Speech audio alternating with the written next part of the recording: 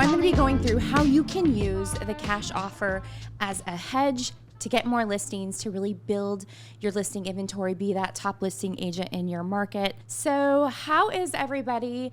I gotta say, first of all, if you are here with me today, I want you just to raise your hand, pat yourself on the back, and say yes. Because you are here because you value your business, you value the people that you serve, and you're ready to get information, be inspired. There are so many of your peers that are taking a step back right now. And not that there's anything wrong with a little rest and relaxation. It is the holiday season, of course. But what's happening is so many of your peers are using this as an excuse to stop working, stop taking action. They have the mindset that nobody's buying, nobody's selling, and it really becomes the self-fulfilling prophecy for them.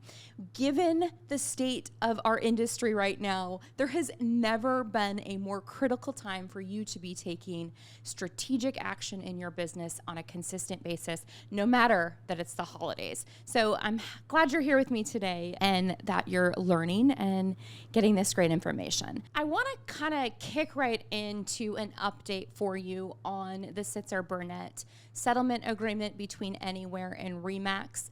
There was some pretty big, a big movement in the case just last week, and the court did grant the settlement agreement between RE/MAX and Anywhere. They approved it. And so I follow Rob Hahn. He is an attorney. He is a real estate technologist, and he gives really great information about what's going on with the lawsuit. I find his information to be invaluable. And so I have his article up here, and I just kind of want to point out a few things. So the court did grant the national settlement in the RE/MAX and Anywhere settlements. So as we know, RE/MAX settled for, $55 million. Anywhere settled for $130 million, I believe. And I have sorry, my phone is going off. I need to DND that. I have the article up, and there were a couple things that I wanted to point out, so I thought I would just go ahead and show it. So they did approve the settlement. They approved the settlement class. And what I learned is that in antitrust cases, you can only go back 4 years from the date of filing. And so when you see here that, the classes for the settlement, for instance, Merle versus NAR, it's March 6, 2015 to current. And that is because it was filed 4 years after March 6th. They could only go back 4 years. So the court did approve the class. Something else that I think is interesting, and I'm not sure if you can see my cursor highlighting this, is that this settlement order essentially grants immunity to RE/MAX and Anywhere. And the reason why is because as part of this settlement, they can no longer be sued in this antitrust litigation. And so essentially, RE/MAX and Anywhere, their liability is only what they've agreed to settle, and the court has approved that settlement. Here's something else that's really interesting.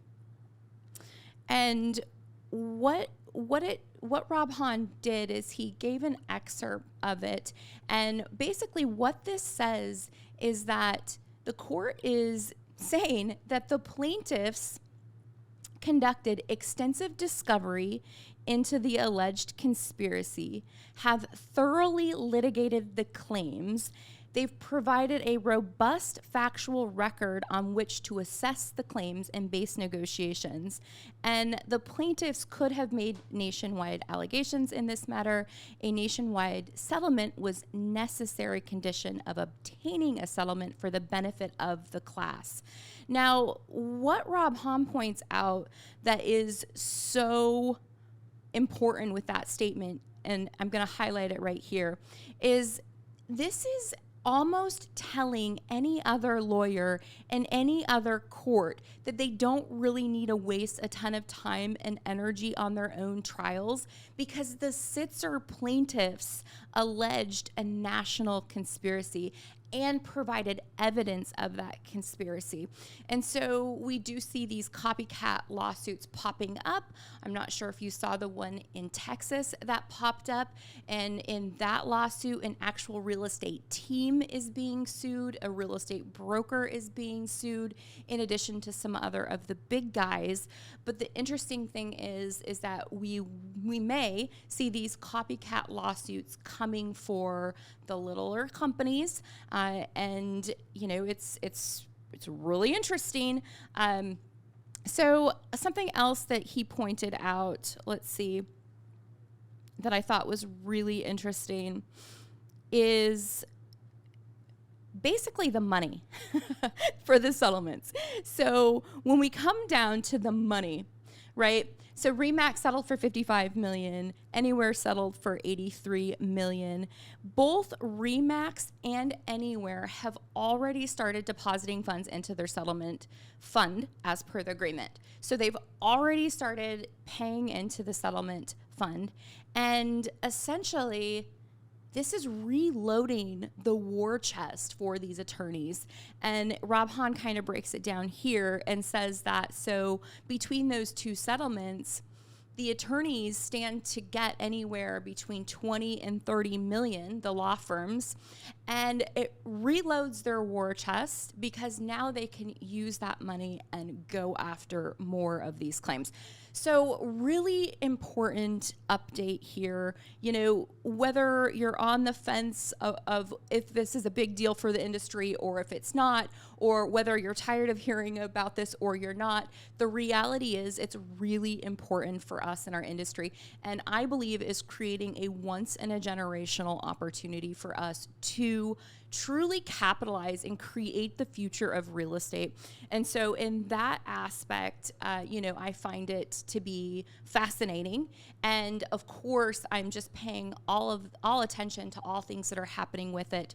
There was an interesting debacle with the plaintiff attorney, Michael Ketchmark. Inman had invited him to speak at Inman Connect in January. And after they invited him, they got massive backlash from the realtor community. And I mean, we're talking, there were a lot of top agents that were calling for boycotting Inman. They were saying, cancel your Inman subscription. There were speakers that withdrew from speaking at Inman Connect because they were bringing on the attorney for this case, Michael Ketchmark. And I found that to be kind of interesting. It's somewhat a sign of the times.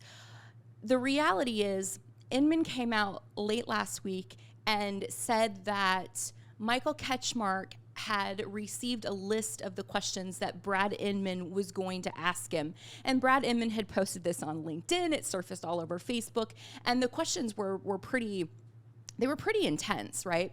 And if you've ever watched Brad Inman, interview someone like a Rich Barton, the CEO of Zillow, or I've watched him interview, even Eric Wu, the former CEO of Opendoor, and he is, he doesn't softball the questions, let's put it that way. He comes at you and he asks the really hard questions. And so he had posed these questions he was going to ask the attorney, Michael Ketchmark, and Inman spun it to say that as soon as Michael Ketchmark had received these questions that he was going to be asked by Brad Inman, he withdrew from the speaking engagement.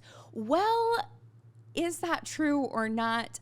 Some other developments have occurred since then, and a really prominent YouTuber in the real estate industry, Ricky Carruth, actually received a phone call from Michael Ketchmark, and Ricky has been making a lot of YouTube content on the lawsuit, and Michael Ketchmark called him and said that over Thanksgiving, someone at the Thanksgiving dinner had surfaced a video from Ricky, and he called Ricky, and Ricky asked the attorney, Michael Ketchmark, did you withdraw from the Inman speaking engagement because of the questions that Brad was going to ask you?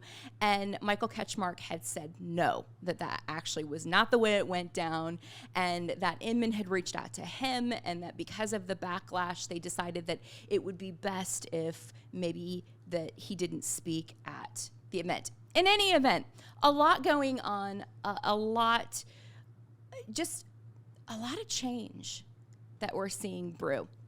not only is this kind of all happening, but we also find ourselves at this juncture with the National Association of Realtors where we're asking ourselves, what does NAR do for us, and what do we even think about NAR as, a trade organization, and is this beneficial to us? And what I found to be interesting was 1000 Watt did a survey, and they polled a bunch of NAR members, and they asked on a scale of 1 to 10, with 1 being not valuable at all and 10 being extremely valuable, how do you value your NAR membership? And you can see here, based on the responses, that NAR has a very low approval rating amongst its members. I mean, let's be real. That trial that went down, it was just a very poor example of defense. They didn't even call the agents to the stand that took these listings and that represented these buyers of these, plaintiffs that alleged this conspiracy. So was that negligence on their behalf? They've been riddled with scandals. And at this point, I think we're all asking ourselves, how is NAR benefiting us? And you can see here that by and large, us realtors are thinking that we're really not getting a whole lot of value from NAR. And so they really need to step up. There's a ton of room for improvement. And I just found this to be very telling of where we're at in this industry. And, the interesting thing is in order to file this appeal, the National Association of Realtors has to come up with this supersedis bond. And essentially what it is it's a bond to cover the damages in the event that they lose an appeal. And they've not posted their bond yet. And so that is really interesting. Nobody has. Keller Williams hasn't. Berkshire Hathaway hasn't either. And so really interesting. They're trying to get that bond lowered. Does that mean that they don't have the funds to cover the bond to go forward with the appeal? I don't know. It's a really interesting thought. We're going to see how this all plays out. And of course, I'll keep you updated on developments that I find to be rather interesting and noteworthy. All right, switching gears a little bit. This real estate market is insane. Not only do we have all of this happening with the lawsuits, but the market is interesting. I found this on Reddit from an actual first-time home buyer that just posted saying okay, the market is slow, but oh my goodness, how is it that a home that's been sitting on the market for months is still getting over asking and we're still seeing multiple offers? What is going on? And this is one of those kind of interesting things in real estate, right? You will have a listing and it's sitting there, and then not all, you get one offer, but not only do you get one offer, you get 2 more, and the offers comes in 3s. And so what is happening? Well, what's happening is we still are seeing multiple offers on listings. So this is NAR data on the number of offers received, and this is from the Realtors Confidence Survey. So on average, 2.6 offers are coming through per listing. So we're still seeing those multiple offers. And we know that even though inventory is up a little, we know that by and large, inventory remains low. And so if you look at where we're at now, we have about 1.15 million homes on the market nationally, which is low. And, I wonder how much more efficient our market is now. And so maybe we're not going to go back to the days where we had, 3.5 million homes on the market nationally. And maybe we will be looking at a more efficient market with less homes to come through. But the reality is there are less homes on the market, even though it's upticked a little bit. And I thought this was also a good kind of visual of what interest rates have been doing. And if you look at the monthly principal and interest payment on a $600,000 mortgage, what you'll see is at the lowest point in January of 2021 at 2.65% interest, that payment equated to only $2,418. And look at where we were last Friday. Rates last Friday were 7.37%. And so that same $600,000 mortgage payment was $4,142. So we know that affordability is a challenge right now. And this is such a great telling visual of kind of where we're at. So affordability is a challenge. what's going to happen with interest rates? We know that interest rates produce, when they go down, they produce movement in the market. When they go up, they kind of slow the roll in the market. And so we know that a lot of things kind of, they hedge on these rates. So what's going to happen? Well, Mortgage Bankers Association, Fannie Mae, and Goldman Sachs did release their mortgage rate predictions for next year and for the quarters. And so I thought it would be kind of cool to give you that information. You can take a look at that, and you'll see that of all of the three, the Mortgage Bankers Association is the most bullish on rates coming down. Fannie Mae and Goldman Sachs tend to be a little bit more bearish on those interest rates. Fannie Mae is actually seeing an uptick from where we stand today. And of course, keep in mind, they revise these, all the time. And so maybe Fannie Mae will come out and revise their forecast, but as of the latest reporting, they're seeing rates kind of stay a little bit higher than where we're at today in quarter one, and then kind of tame down ever so slightly throughout next year. MBA, you see where those are at. They're predicting that by this time next year, we'll be at about 6.1%, and Goldman Sachs tends to be kind of in the middle of the two. So interesting though, because we know that when rates come down, more buyers come into the market, and we did see that recently. So if you look at the past 3 weeks, you can see that our mortgage applications have upticked ever so slightly. And so last week they were up by 3%, the week before that 2.8%, the week before that 2.5%. So more buyers are making an application for a purchase mortgage. Keep in mind, this is only for an original purchase mortgage. This doesn't include refinance mortgage applications. This is on a purchase mortgage application. So this is good news. I mean, you look at October where mortgage applications were down drastically. We are still down year over year by about 20%. And so year over year, we're still down. But good news is we are seeing more buyers make those applications. And considering that it's the holidays, I find this to be really encouraging news. What I think is that buyers, when they rates are coming down a little bit, they're going, okay, I'm going to get in now because they could go higher.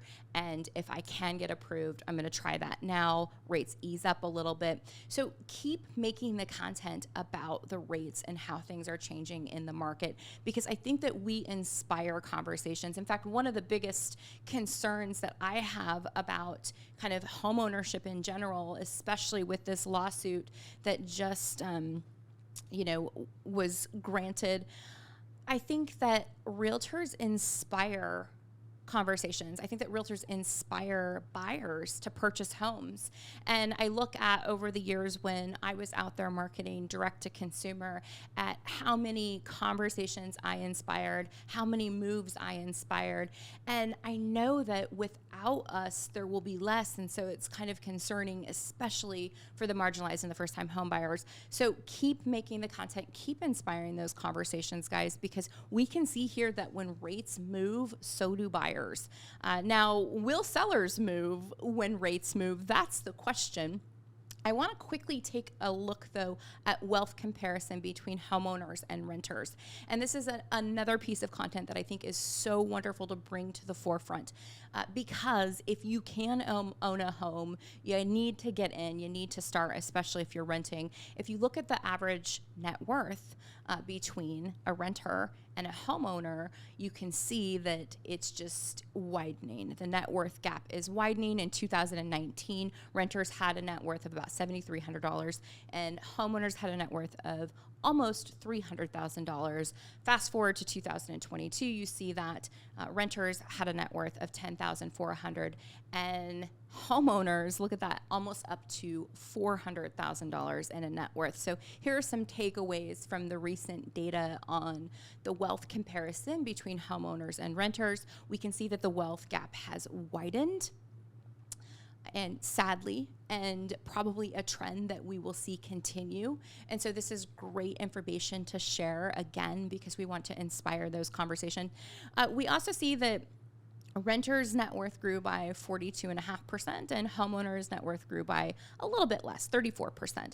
But the base value at which that was growing was drastically different. So interesting little tidbit there. And then, of course, there was a greater increase for homeowners. Their net worth increased by $100,700, whereas renters' net worth only increased by $3,100. So still a wonderful, worthy pursuit is to buy a home if you have not. And I think that, again, this is information we need to be bringing to the forefront and educating and inspiring those conversations. NAR released their economic impact of a typical home sale in the United States. And I wanted to just remind us that home sales are very valuable to the economy.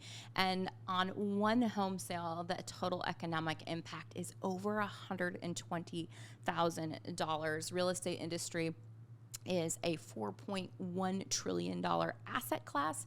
It's massive, and home sales are so important to that. Homeownership is a worthy goal.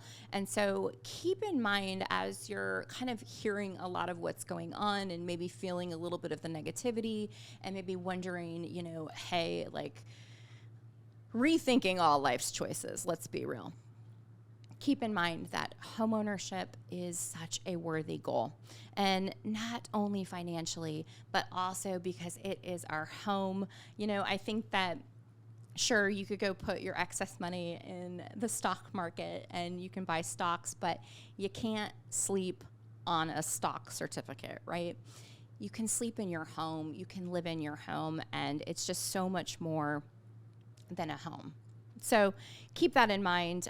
We know that the home price expectancy survey is showing some pent up demand for sellers. And once rates come down a little bit, we're likely going to see more of those sellers put their homes on the market and make a move. And at the latest survey, 1 in 4 homeowners were considering selling. And so we know that it is on the top of their mind. They're just kind of looking at all of the economic factors and holding off. They're just not quite making their move. And so why is this important? Well, we got to be ready because, see, there are life changes that are happening, and these life changes are pretty big. And because of that, there's going to be these transactions that kind of happen no matter what. And so every 2 years, here's what happens. 7 million babies are born in the US, 3 million marriages, 1.5 million divorces. So about half of those people end up in divorce. Over the next 2 years, 7 million people are going to turn 65. So we know that they're going to be downsizing, maybe aging out of their current situation.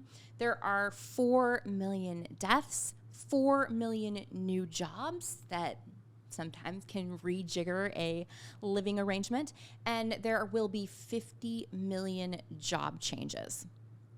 So when you hear people say that nobody's moving, that is not true. People are moving. People will still be moving. You just got to know who they are and how to find them.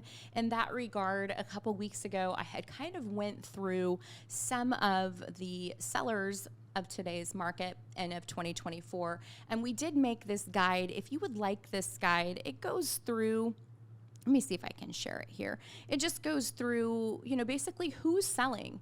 And I've done this before on my call, but if you would like this book, feel free to give us an email. You can email support@zoodealio.com. You can email me. If you get this, if you're watching the replay or you're watching the recording, just reply back to the email that sent you this, and we're happy to reply back with this guide. But let me share it with you because I think it's important that we use this for business intelligence and that we make good decisions on how we're targeting and how we're marketing in our business based on what's going on in the market. And so we created this guide just to let you know kind of who's selling, the different demographics and why, very data driven and that sort of thing. So if you would like this, feel free, just let us know. We're actually going to be using this as a lead magnet for Zoodealio, which is a strategy that we really recommend that we all start capitalizing on. And you've probably, if you're watching Elliot's calls, you're probably hearing him talking about lead magnets more. I know I had done some stuff a few months ago with ManyChat and using that AI automation to kind of automate delivery of these different guides and tools. And so we're going to be definitely spending more time and energy on that, creating guides for you to use. I'm working on one right now, and I'm working on one for how to sell your house on your own, because all of the research and all of the data that I look up for instance, if you go on to Answer the Public and you start looking up real estate related queries, what you will find is a lot of people are searching out how they can sell their house on their own without a realtor or without a real estate agent, that sort of thing. And so if we can really serve them up value and goodwill and give them good information, who do you think that they're going to trust when they're ready to make that move and they're frustrated with having to do it on their own, and they're finally just ready to sell the house instead of just tire kicking? Well, they're going to reach out to you because you provided that value and goodwill, because you invoked the law of reciprocity, and they're going to go to you and see you as the resource. And so we're going to be creating more of that for you. But if you would like this guide, let us know. We're happy to give it to you. I want to also touch on Opendoor and OfferPad, because they reported earlier in November, and they did their Q3 reporting. And so I have kind of the numbers, and I want to show you how they stack up against each other. So here are the homes that they purchased this whole year. You'll see I have it broken up by quarter, and OfferPad is in orange, Opendoor is in blue. I mean, there's just no competition. Opendoor crushes OfferPad. They're just really, getting, well, let's be real. They're also on all of the top trafficked real estate websites. They're on Zillow. So if you're on Zillow and browsing around, you can get a cash offer from Opendoor. If you're on Redfin and you're browsing around, you can get a cash offer from Opendoor. If you're on Realtor.com, you can get a cash offer from Opendoor. So Opendoor has really leaned into their partnerships with these online portals, so much so that they've been able to drastically pull back their ad spend. And also, interesting, you see that their acquisitions continue to climb. Now, something that Opendoor has came out with in their shareholder letters that we've also learned here at Zoodealio is that when a homeowner gets a cash offer, often it's not the first time they get the cash offer that they accept it. It's often a couple months down the line, and sometimes with a refresh of that offer 2-3 times. And so what we know is that homeowners are getting this cash offer. They're kind of looking at that number, chewing on it. They're not quite ready yet. And then down the line, they're refreshing that cash offer. They're revisiting that value, and they're going, is this for me? So we can see here that these partnerships that Opendoor has formed with these top 3 sites, they all started at the beginning of the year. And so you can see their acquisitions just continue to climb. Okay, so interesting. Also, I showed a few weeks ago their gross margin on their offers. And depending on the month that they bought the home, actually depends on what that gross margin was. But you're looking at anywhere from like 13 to 18% gross margin on basically what that means is what they buy it for versus what they sell it for. And then also, you got to add on the service fee. You got to add on whatever they made during that inspection process with that seller. And what we know is that their margin has increased drastically. Opendoor must get to profitability, and they must do it soon. And so we know that the way that they have to do that is by taking a bigger spread off of homeowners, which sadly is going to impact homeowners and their net worth. So you have such a cool offer at your disposal with the Cash Plus, because it gives that homeowner all of the certainty and convenience of that cash offer for a fee. It is not a margin-based offer, and so it is a set fee. The homeowner has that eyes wide open look at what that offer is going to cost them, and it's just such a wonderful thing. So let's look at their sales. So here were the sales this year. So I have it again broken down by Q1, Q2, Q3. And again, OfferPad is in orange, Opendoor is in blue. And what we know is that Opendoor had a ton of inventory that they offloaded in Q1. Look at that. 8,200 homes sold in quarter one. Now, this book of inventory, and if you go through their shareholder reporting, they actually call it the old cohort. So the old cohort of inventory that they had, this was inventory that they purchased at much higher prices, and they had to get it off the books. It was aging, aging inventory. It's, listings age like milk, not real well. And so they had to get this inventory off of their books, which they did successfully. And you can kind of see that a little bit with OfferPad as well. And then quarter two, quarter three, it comes down, and this kind of correlates to their purchases because their purchases decreased as well. And so obviously, if they're purchasing less homes, they have less homes to sell. So just interesting, though, again, to keep an eye on these guys. In total, it's a very small percentage of the market. But what I want to show you next, and I think this should really intrigue you and get you thinking. And if you are using Opendoor to get cash offers for sellers, because a lot of agents do. And the neat thing is with Zoodealio is if you get that cash offer, you can always load it into the offer dashboard. So the homeowner can look at the Opendoor offer and compare it against to the other cash offers. So great strategy. But if you're working with them in any regard, you got to be aware of what their end game is. And Opendoor is shaking it up. They're shifting a little bit. And here's how. So what I want to show you next is their new website. They have redesigned their website with new value propositions. Now, it's not in every market. Because I can see this here in Phoenix, Arizona, but if I am not on an IP in Phoenix, Arizona, I might not see this yet. So keep that in mind. If you go to opendoor.com and you try and look for this, you might not see the new site yet, but they're testing something. And I found this to be really interesting. Look at that call to action. Look at what that says. It says, list your home with an offer in hand. List your home with an offer in hand. So it's no longer get a cash offer. It's list your home with an offer in hand. Start your sale with a cash offer from Opendoor. It's good for 60 days when you list with us. Okay. So they're making a pivot. Anyone see what this pivot is? They're pivoting to building a more robust listing inventory. Now, we know that Opendoor also has their buy-side component, their exclusives marketplace.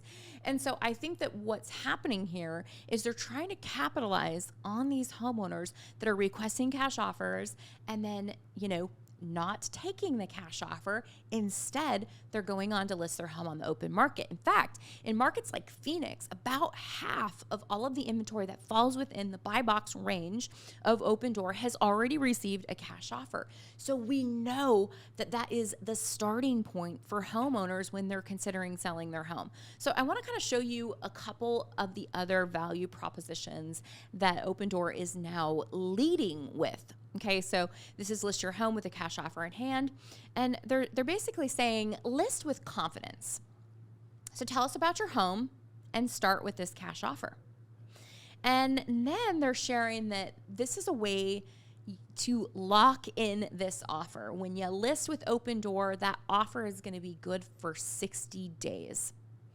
So it's kind of taking the risk out of this equation. It's saying that if you like the cash offer, but the numbers quite didn't work for you and you want to test the open market, let's list it.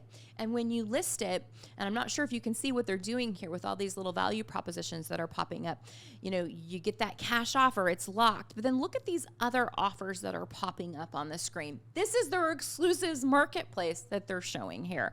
This is what they're trying to show the seller that, hey, look, you're going to have access to other buyers. You're going to have access to this marketplace, and you're going to potentially get higher offers. And if you don't, you can always fall back on the Opendoor cash offer. So pretty smart. And then, of course, the next is just experts nearby, that they're an experienced team and they're here to help you every step of the way. Why am I showing you this? I'm showing you this because this is exactly what we can be doing with the cash offer hook in our business. And I got to share with you that we are working on a redesign to the agent landing page right now. And we're incorporating some of this messaging because using the cash offer as a hedge has been a strategy that we've been teaching here at Zoodealio for years. When you give that homeowner the cash offer, the cash plus can be used once that house is listed on the open market. And so they can still accept a cash offer if they go on to list and that time frame or that offer doesn't come along and it doesn't work out the way that they were hoping it would. So here's what I want you to know. That there are other ways to use the cash offer in your business. So I've shared this before. The number one thing is to differentiate yourself, right? Most people are curious about the cash offer option, but they go on to list on the open market first. And the good news is if that you list with me, we always have this cash offer option to fall back on, right? So exactly what Opendoor is sharing that they can do, you can do too.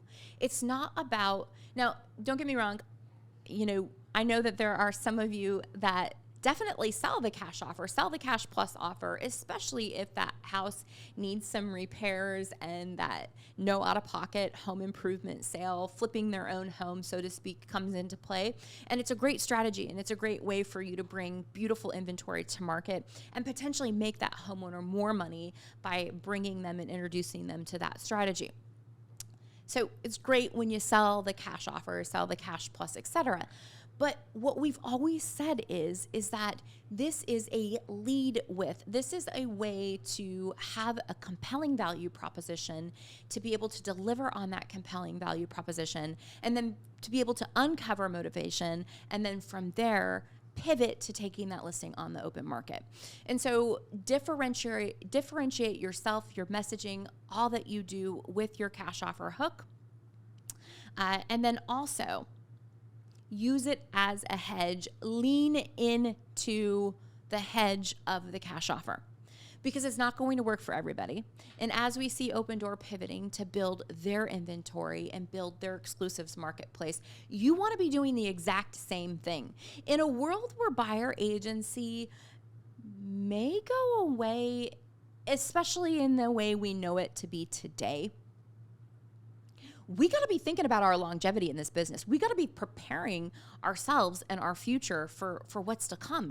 And what I know is that if you build a robust listing inventory, you will win. You will have the inventory. The buyers will come to you.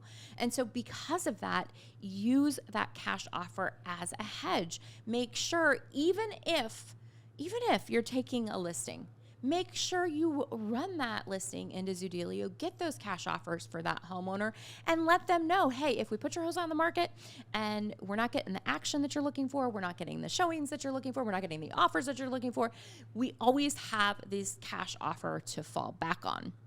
So make sure you're bringing that to the forefront of your conversations. You must use this as a hedge.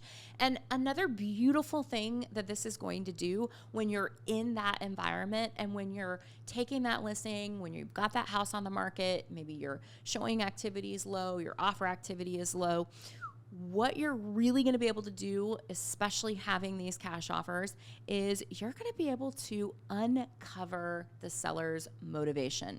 Now, we all think we know what that seller's motivation is, but then you put the house on the market and it's not selling and you want to do a price reduction and the seller is like so reluctant, and you realize that maybe you didn't really know their true motivation, because if the house isn't selling and the marketing efforts are and everything's in line and you're asking for that price reduction and you're getting resistance, well, maybe you didn't really understand their true motivation. Maybe they were really not serious about selling and they were only serious about selling if they could get this airy-fairy price. With the cash offers, you can uncover their true motivation and you can really have a hard look at the numbers, what they would net. If they really want to move and they're not getting that action from the open market, then the cash plus could be a great option for them. If the home needs repair, the cash plus option could be an even better opportunity for them because it would allow them to essentially flip their own home, and the buyer goes in, of course, after they move out, make the repairs necessary that that home needs. Keep in mind, it does come from their equity, so they're paying for it. However, what we know is that once that house goes back on the market, it sells for top dollar and usually fairly quickly. And so use that cash offer to truly uncover their motivation, know where they're at, and really help them make that move. So I wanted to share that with you today and kind of unpack that. We got to be thinking in terms of delivering on value propositions and then making those promises to the marketplace, following through with those commitments, being known as that trusted advisor in your market. And what I know and what we've learned is that the cash offer hook is one of the best ways to do it. I've got a couple questions here in the chat and the Q&A. Let me take a look. Yes, of course. So Stacia Shepard has a few questions if possible. And then let me go over to the Q&A here. Philip, that is a great pivot. Should we be using the same discussion? Nice value prop. Philip, I would imagine you're referencing Opendoor and how they're shifting. And yes, I think it's also a great pivot. I do believe that we've always said that lead with the cash offer hook and then pivot to listing the home on the open market. What we know, the data on cash offers, is that the acceptance rate is really low. And so just based on the data, it makes sense that if you want to build that listing inventory, go after the people that are going to be getting these cash offers and then pivot, nurture all of that to listing that home on the open market. All right, Stacia, let me see here. Hi, Sheila. Sheila threw in a question. How does Zoodealio's numbers compare to Opendoor and OfferPad? So Sheila, a couple weeks ago, I did a pretty in-depth dive onto Opendoor's gross margin. It's much easier to track Opendoor's gross margin because they report, and OfferPad isn't as crystal clear on their reporting. And so I did a dive into that, and what we learned is that on average, that margin was between 18 and 23%. So if you look at our Cash Plus, which includes paying you your full commission, or I don't want to say full commission, includes paying you a nice commission. When you look at that 13% fee, essentially for the program fee and the resale fee combined, it's 13%. We beat them. Now, the biggest difference is that the Cash Plus offer structure does have the reserve. And so if that homeowner just doesn't have enough equity to make the reserve work, or if it's just not going to get them enough to get to their next move, then it may not be the best option from them. Let's see. Bill Burns has a question. How do we restart a blast email campaign if the first email wasn't opened? Great question. So Bill, when you talk about the first email, are you talking about the opt-in email? I'm going to assume that that's what you're referring to, is that first opt-in email. And if they don't open and opt in to that first email, you can delete them from Blast and re-add them to Blast, and that will re-trigger the opt-in email. Now, we are working on an improvement to that workflow now, so in the future, it's going to be a lot easier to queue up the individuals that have not opted in and re-add them. But at this point in time, how you would do it is you would go to your Blast page, you would highlight that contact, you would remove it from Blast, and then you would re-add it to Blast. So that will re-trigger the opt-in email. Couple other questions. Oh, that was Bill Burns as well. And then if you have questions on that, Bill, you can always chat with our support, call into our support, email our support, and we're happy to help you more with that as well. So, and speaking on Blast, we've had, here's the reality. Probably because of all of the tumultuousness with the lawsuit, over the past 60 days, we have had a massive influx of new Zoodealio members. And it makes sense. I think that agents are starting to see the writing on the wall. They're starting to realize that they need to shift to more of that listing-based business. And they're searching out tools like Zoodealio to help them do that. And so we've had just a massive increase. So if you are new to the Zoodealio family, I just want to say thank you. We welcome you. We're excited you're here. Also, we had just a massive influx of members using Blast. So we rolled out the feature, and it is in its, as we call in the software world, the MVP product. It is the minimum viable product. We know it needs a lot of work. And in fact, we were on a development call this morning going through extensive changes that we're making to Blast, to the uploading, to the management, to the filtering. So we know that it still needs a ton of work. We're working on those changes. But the beautiful thing is, and the early numbers that we're seeing is that it is very engaging, has extremely high opt-in rate, and an extremely high click-through rate. And so we're so encouraged by those numbers. We kind of did a beta test with about 20,000 contacts and found those open rates, those engagement rates, and we're really encouraged by that, and we're exceeding that right now. And so it's exciting. It's so exciting because as I talked a moment ago about how it's not often the first time that the homeowner gets to open their cash offer. It's that third, fourth, fifth time, right? It's down the line that they're seeing that cash offer, that they act on it. And so with Blast, we get to keep this value proposition in front of them over and over and over again. And so I just want to share with you that we know that there's a lot that needs to happen, and we're working on that. And so you're only going to see the Blast product improve over time. And so it's exciting. A lot of work to be done, but the developers are working pretty diligently on it. So I'm going to see, Stacia, if I can pull you on here, and if you would like to hit those questions live, I'm happy to do it. Hi, how are you doing, Kayla? Hi, I'm good. I have two questions. One question, I have somebody that's wanting to take the Zoodealio offer, so I'm working through that with the agent that found these people. So we're going to work on it together. And so I'm trying to go into this acting like I know everything, because the agent's like, oh, you're so familiar with Zoodealio, that you've done these a few times. And I'm like, which I've been with Zoodealio for a few years now, but I haven't actually done the deal. And so she was saying she submitted her first offer, the instant offer, and then she went and talked to the sellers, and the sellers were all excited and wanted to take the deal. So then we hit accept offer, and then we got the real offer, which was obviously a bit different. So I was wondering, in the future, because now she has to go re-talk to them.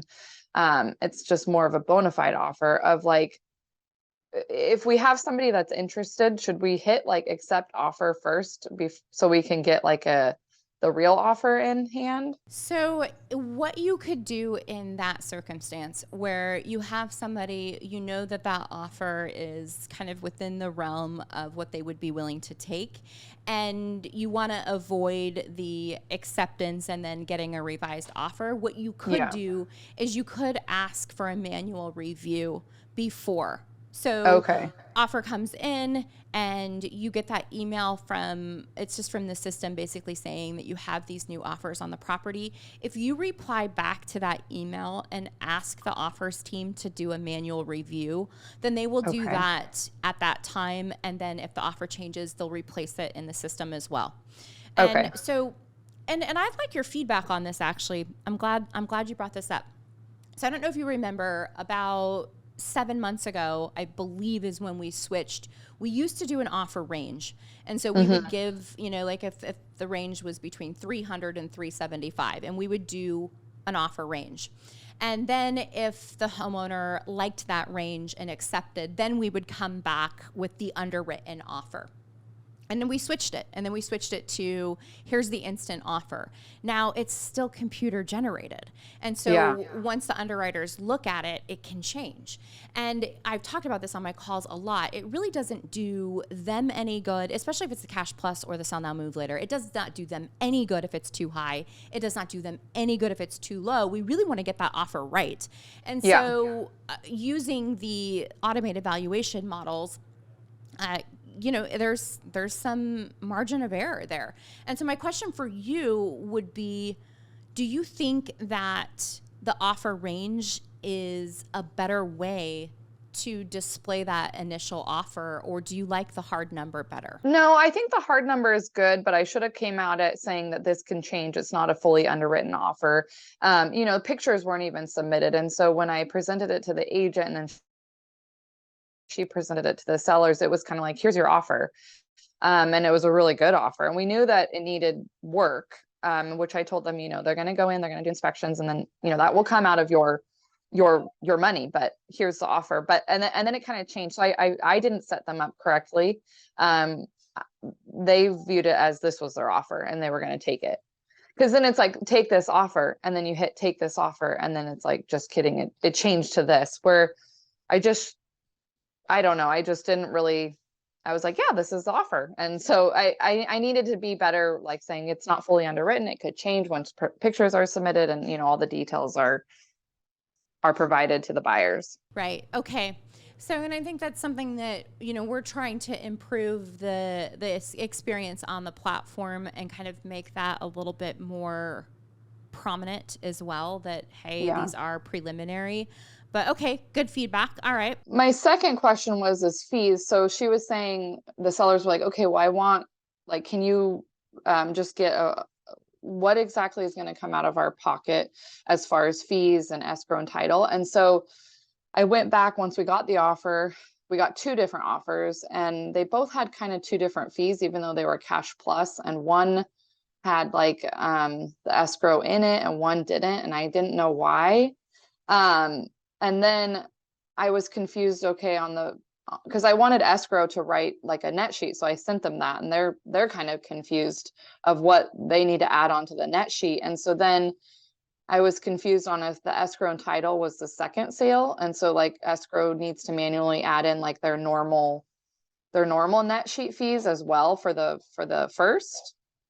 Yes. Yes. Good. And that's good kind of what I question. figured out with Jeremy, but I'm still trying to now teach escrow like what to add and what not to add. Great question. So what you could do is, if you're wanting your escrow agent to do a net out sheet for you, you really only need to make sure that these three things are included: the program fee, the agent commissions and resale closing costs fee, and the reserve. So on that first settlement statement, as long as those three fees are included, which the reserve really isn't a fee, but it is taken out on the first sale and held back. So as long as the program fee, the agent commissions and resale closing costs, and the reserve are included on that net out sheet, all of the other closing costs on that first sale are going to remain just typical. So it would just be customary: buyer pays buyers, seller pays sellers, customary closing costs. Okay, that's great. That's kind of what I figured out. I just wanted to just get one more okay before I go ahead and call escrow after this call. So what I love about this, and we're seeing this happen a little bit more often, is that you're working with another agent. Like, you brought this offer to another agent and then their client is interested in it. And so you're kind of like inserting yourself into other real estate transactions that you typically would not be a part of. So I think that's really cool. Good for you. Yeah. Yeah. Thanks. Good for you. And it's a sticky thing too, to try and navigate that. And I'm curious, what did you decide on commission share? I think it was just whatever. Oh, you know what? We were going to co-list it, I think. So I think we were going to split it 50-50. Okay, got it. Okay, so we tried doing this a while ago, a few months ago, with the same agent, and she's like very intrigued by the program. And so she's been hunting, I think, for someone to try this out on. And so it's been a while since we discussed it, but she was like, yeah, let's just co-list it. You don't live, you you're the expert with Zoodealio, and I live down here, so I can help. And so I think we were going to do it together. Very cool. Awesome. Yeah. Well, I'm excited to see how that one works out. If it comes through, let me know. I want to follow it along. I'm also looking for individuals to do like case studies on. So we did a video last month with a couple that did a cash plus. We're doing another video this week with another individual that did a cash plus. So I'm looking for more people. So let me know how it goes. This would be a great one. It's somewhat of a fixer. The brother and sister have lived in this home for like 30 years. It was her parents' home. It's in Santa Barbara County, so like high end in California. It's a almost $1 million neighborhood, but the home is, I wouldn't say in shambles, but just deferred maintenance. But there's a new roof on it, new water heater, new heater, but a lot of junk. So it could be a good one if it all goes through. Well, that sounds really neat. If it happens, definitely do let me know, and I'll monitor it with you, and maybe we could make a cool case study out of it. So that'd be really fun. Yeah, that'd be great. Awesome. Thanks, Dacia. Glad to have you. And thank you for being a member. You're right. You've been with us almost since the beginning. It's really cool. I love it. I just want to say, hey, have a great week. Get out there, take action, do something your future self will thank you for. And I will be back with you in 2 weeks. So everybody have a fantastic week.